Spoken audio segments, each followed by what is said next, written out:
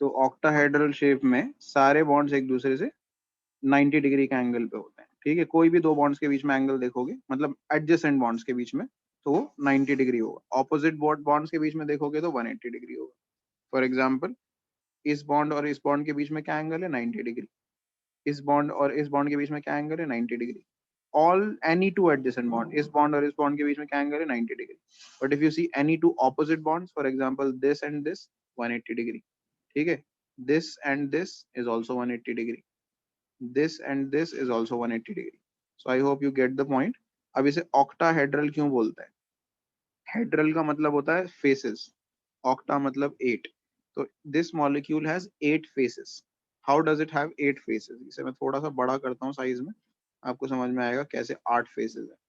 इसके इन 4 साइड्स को ज्वाइन करो ऐसे करके, ठीक है, और फिर इन सबको इसके हेड से ज्वाइन कर दो, तो आप देखोगे एक पिरामिड जनरेट हो गया।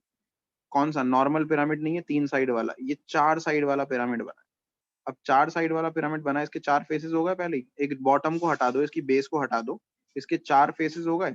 और ऐसा ही पिरामिड एक उल्टा भी बनेगा अगर नीचे वाली साइड्स को ज्वाइन कर दो, तो 4 साइड्स ऊपर और 4 साइड्स नीचे, तो टोटल मिला के कितनी साइड्स हुई, कितने फेसेस हुए इसके? 8 फेसेस हुए। इसीलिए इसे बोलते हैं इसे ऑक्टाहेड्रल। तो इसका एग्जांपल SF6 मॉलिक्यूल हो जाएगा। ठीक है, वापस थोड़ा छोटा कर देते हैं इसे।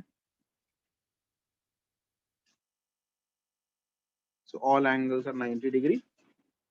All adjacent bonds are at an angle of 90 degree, and it has 8 faces. That is why it is called as octahedral shape. ठीक है,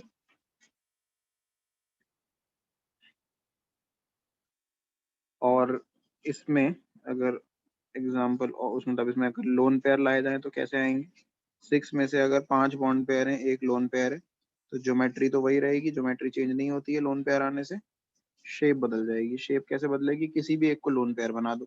हम नीचे वाले को लोन पेयर बना देते हैं। फॉर एग्जांपल जेनॉन ऑक्सीफ्लोराइड इसका एग्जांपल होता है।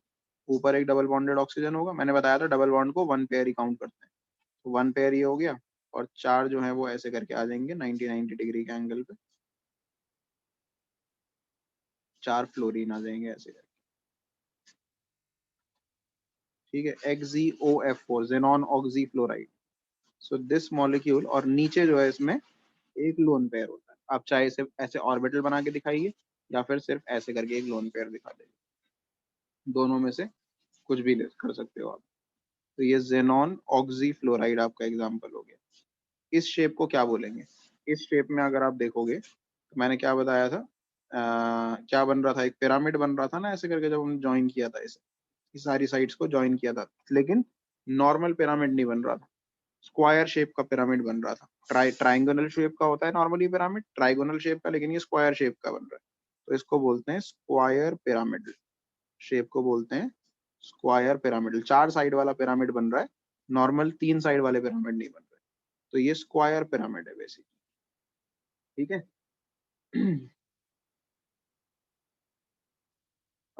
उसके बाद अगर इस 6 में से 4 बॉन्ड पेयर हो जाए और एक 2 लोन पेयर हो जाए, तो ज्योमेट्री वही रहेगी, ऑक्टाहेड्रल। शेप बदल जाएगी। शेप कैसे बदलेगी वो अब मैं एग्जांपल देके समझाता हूँ आपको।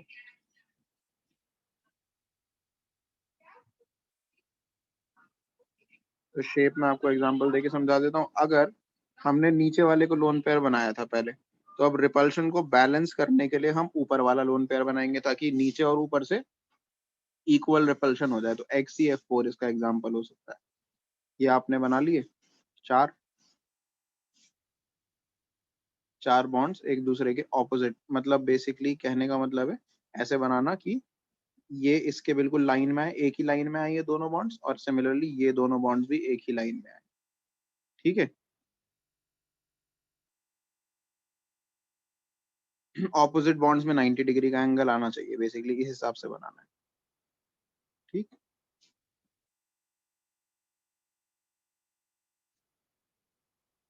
इस पे 4 फ्लोरीन लगा दिया आपने, ऊपर भी लोन पेयर नीचे भी लोन पेयर, और दोनों लोन पेयर एक दूसरे के रिपल्शन को बैलेंस कर देंगे।